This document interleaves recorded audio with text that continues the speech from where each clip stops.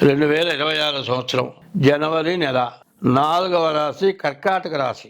ఈ కర్కాటక రాశి ఎట్లా ఉందో చూద్దాం. కర్కటస్య నిశాకరః. కర్కాటక రాశికి చంద్రుడు అధిపతి. అటువంటి రాశికి మార్చి 30 దాకా కూడా అష్టమంలో శని ఉండి అనేక రకాల ఇబ్బందులు, ఖర్చులు, కష్టాలు, చాలా బాధలు వచ్చినాయి.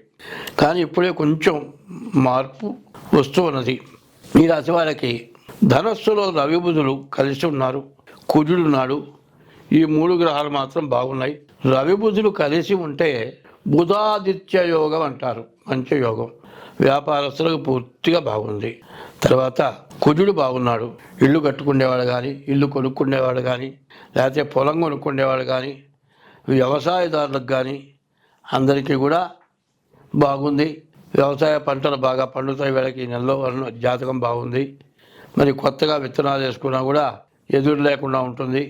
కానీ ఉన్నది మాత్రం 3 గ్రహాలే బాగున్నది. శుక్రుడు 6ంట ఉన్నాడు. బురుకు షట్క దోషం అంటారు. శుక్రుడు 6ంట ఉండకూడదు. శుక్రుడు కనుక 6ంట ఉండేటట్లయితే భార్యాభర్తల ఇద్దరికీ కూడా తగాదాలు, సమస్యలు, గొడవలు రావడానికి బాగా అవకాశం ఉంది. ఈ టైంలో విడబడిపోయి బాగా గొడవలు చేసుకొని భార్యని భర్తని భార్య చూడనేటువంటి పట్టుదల బట్టి విడిపోయి తర్వాత చాలా కష్టపడతారు. ఎందుకంటే జీవితంలో భార్యాభర్తలే చివరిదాకా కలిసి ఉండేవాళ్ళు. తల్లిదండ్రులు కానీ మీ మేలు కోరుతూ మీకు చెప్పేవాళ్ళు కానీ తొందరపడి కలవకుండా చేస్తారు. అట్లా కాకుండా మీరేం చేయాలి, ప్రతిరోజు కూడా శివాలయంలోకి వెళ్ళి శివుడికి ప్రదక్షిణ చేయండి, నవగ్రహాలకు ప్రదక్షిణ చేయండి, శివాలయంలో శివుడికి అభిషేకం చేయించుకోండి. అట్లాగే మరి ఈ రాశి వాళ్ళు ఏం చేయాలంటే అభిషేకమే కాకుండా ఈ బుధాదిత్య యోగం బాగున్నది కాబట్టి వ్యాపారాల్లో బాగా రాణిస్తారు.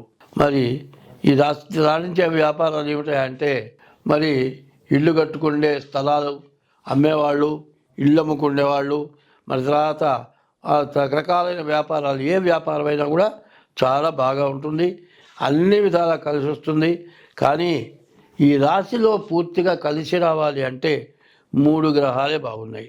3 గ్రహాలు బాగున్నాయి కానీ మరి లెక్క చూసేప్పటికల్లా 5 గ్రహాలు బాగలేవు. అందువల్ల ఏం చేయాలి, మీ తారీఖు జన్మ నక్షత్రం ద్వారా మీ డేట్ ఆఫ్ బర్త్ ద్వారా జాతకం చూపించుకోండి. ఏం దోషాలు ఉన్నాయో చూసుకొని దానికి తగినట్లుగా ఆ దోషాలు ఏమైనా ఉంటే ఆ దోషాలకి ఉపశమనం చేసుకుంటే మీరు అన్ని విధాలా బాగుపడతారు. కానీ ఈ రాశి వాళ్ళకి ఇప్పుడే చాలా కష్టంలో ఉన్నారు, చాలా విపరీతమైన ఖర్చుల్లో ఉన్నారు. కనీసం ఇల్లు కట్టుకోవాలా, పెళ్లి చేసుకోవాలా, పెళ్లి కాదు పెళ్లి చేసుకోవాలని వెళ్తూ ఉంటారు. అంతా కూడా వీళ్ళు ఏం చేయాలంటే ఎప్పుడు కూడా తన ఇష్టదైవాన్ని పూజించాలి. ఇష్టదైవాన్ని పూజించడమే కాకుండా తల్లిదండ్రులని గౌరవించాలి. ఈ కర్కాటక రాశి ఎట్లాంటిది అంటే ఈ కర్కాటక రాశికి కొంచెం మంచి రోజులే వచ్చినాయి. కానీ ఏదైనా కానీ డేట్ ఆఫ్ బర్త్ ద్వారా మీ జాతకం చూపించుకోవడం చాలా అవసరం. ఇట్లా జాతకం చూపించుకొని డేట్ ఆఫ్ బర్త్ ద్వారా మీ జాతకం చూపించుకోండి, అన్ని విధాలా బాగుంటుంది. ఈ రాశి వాళ్ళు ప్రతిరోజు కూడా సూర్య నమస్కారాలు చేయండి. ఉదయం, మధ్యాహ్నం, సాయంత్రం 3 వేళ సూర్య నమస్కారం చేయండి. బియ్యపు రవ్వ, పంచదార తీసుకొని గోడల వెంబడి లేకపోతే పుట్టల వెంబడి వేయండి. పిపీలుగా సమారాధన అంటారు. అట్లా కనుక వేస్తే మీకు కొన్ని బాధలు పోతాయి. కానీ మీరు మాత్రం ఎవరు విరోధంతో ఉన్నా కూడా వాళ్ళతో మాత్రం మీరు విరోధంగా ఉండద్దు. అట్లా ఉండేట్టయితే మాత్రం మీరు చాలా ఇబ్బంది పడతారు. డేట్ ఆఫ్ బర్త్ ద్వారా జాతకం చూపించుకోవటం ఎప్పుడు కూడా ఏంటంటే కుటుంబ కలహాలు, భార్యాభర్తలకు కూడా కలహాలు రావడానికి బాగా అవకాశం ఉంది. కాబట్టి భార్యాభర్తల కలహాలు వచ్చినాయి అంటే ఇక జీవితంలో కలవని పరిస్థితి రాబోతుంది. కాబట్టి ఈ రాశి వాళ్ళు ఎక్కడా తొందరపడకుండా ఉంటే ఎంతైనా మంచిది. స్వస్తి.